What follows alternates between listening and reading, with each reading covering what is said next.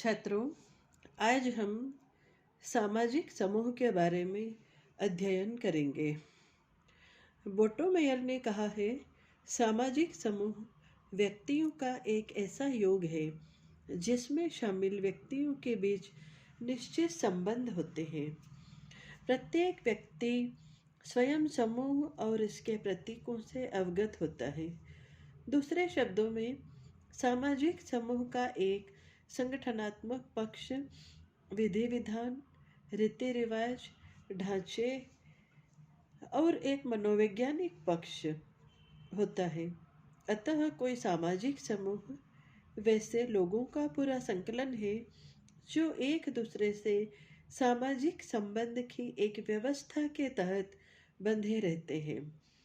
MacIver और page ने कहा है, सामाजिक संबंधों में एक दूसरे से जुड़े लोगों के बीच कुछ हद तक पारस्परिकता का भाव निहित होता है।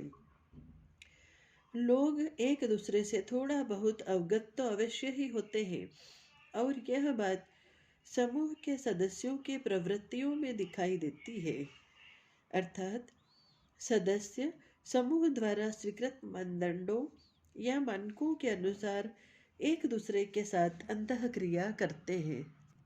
छात्रों, अब हम कुछ समाजशास्त्रियों द्वारा दी गई परिभाषाओं के आधार पर समूह के अर्थ को समझने का प्रयास करेंगे।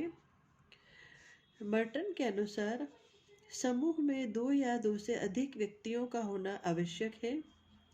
समूह में संबंध का होना आवश्यक है। संबंध के लिए व्यक्तियों में बार बार अंतःक्रिया का होना आवश्यक है।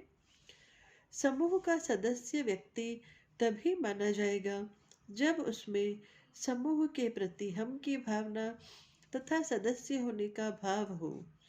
साथ ही यह भी आवश्यक है कि समूह के अन्य सदस्य भी उसे समूह का सदस्य समझे। विलियम्स ने लिखा है, एक सामाजिक समूह मनुष्यों के उस निश्चित संग्रह को कहा जाता है जो पारस्परिक अंतःक्रियाएं करते हैं और उस अंतःक्रिया की इकाई के रूप में ही दूसरों के द्वारा मान्य होते हैं।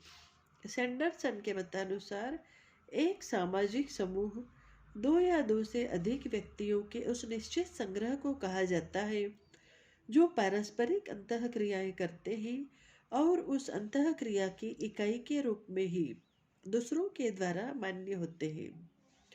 अमेरिकन समाजशास्त्री एल्विन स्मॉल के अनुसार समूह का अर्थ व्यक्तियों की किसी भी लघु या वृहत इकाई से है जिनके मध्य इस प्रकार के संबंध हो कि उन्हें एक संबद्ध इकाई के रूप में देखा जाने लगे।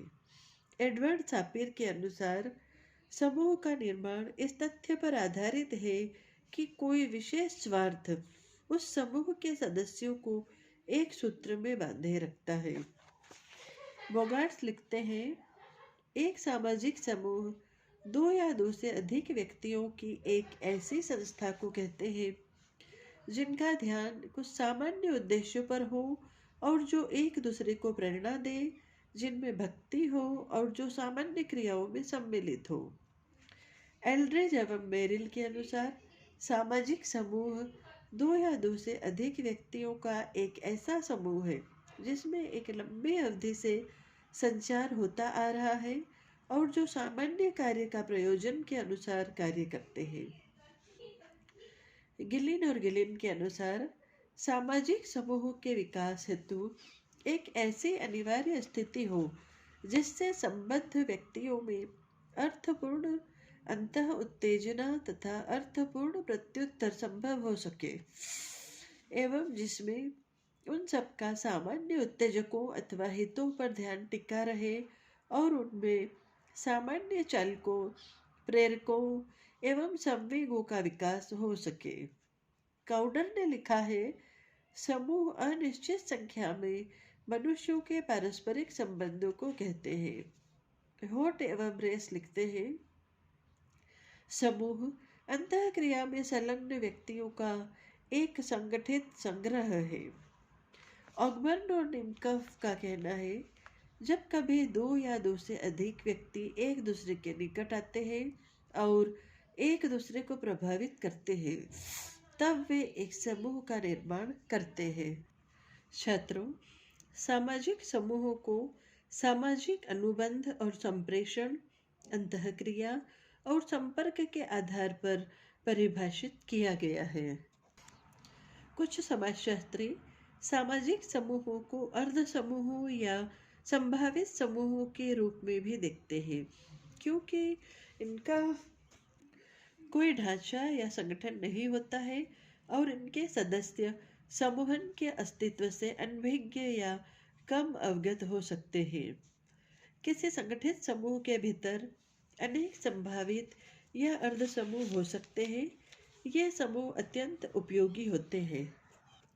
संभावित समूह हर काल में अपना प्रभाव छोड़ते हैं। ये खासकर इस दृष्टि से महत्वपूर्ण है कि निष्पक्ष तरीके से किसी कार्य के संपादन में उनका इस्तेमाल किया जा सकता है। संभावित समूह अनेक सामाजिक समूहों के भीतर मौजूद होते हैं और इस रूप में शक्ति के अत्यंत गुप्त स्रोत हैं। अतः कहा जा सकता है, संभावित समूह सामाजिक नियंत्रण का एक रूप है जो हर समूह में और संपूर्ण समाज में अंदर ही अंदर तथा अप्रकट तरीके से विद्यमान होता है।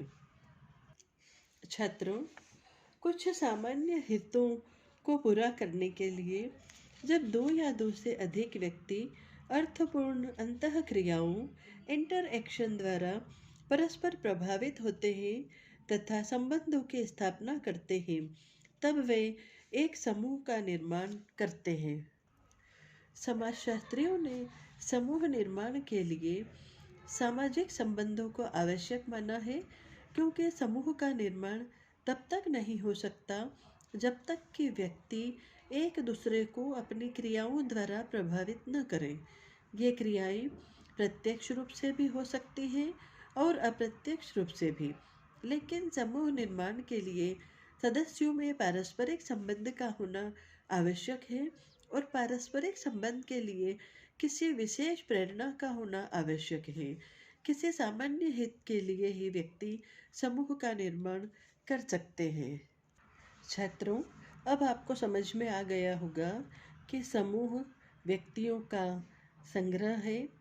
समूह की एक निश्चित संरचना होती है जिसमें सभी व्यक्तियों की स्थिति निर्धारित होती है और समूह के सदस्यों के मध्य स्तरीकरण की भी एक व्यवस्था पाई जाती है, अर्थात उसमें नियम, अधिकार, कर्तव्य, पद, भूमिकाएं, कार्यप्रणाली आदि तय किए जाते हैं और सदस्य उनके अनुसार ही कार्य करते हैं। समूह में कार्यात्मक विभाजन, फंक्शनल डिवीजन पाया जाता है। किसी भी समूह के सभी सदस्य परस्पर संबंधित होते हैं, लेकिन सभी के कार्य पृथक पृथक होते हैं और अपने अपने कार्यों को पूर्ण करके वे समूह को संगठित बनाए रखते हैं। समूह में सामान्य हित एवं उद्देश्य होते हैं, अर्थात एक समूह के सदस्यों के उद्देश्य समान होते हैं और एक समूह के सदस्यों में एकता की भावना पाई जाती है, हम की भावना या सहकार की भावना होती है। इसी से वे परस्पर एक दूसरे की सहायता करते हैं।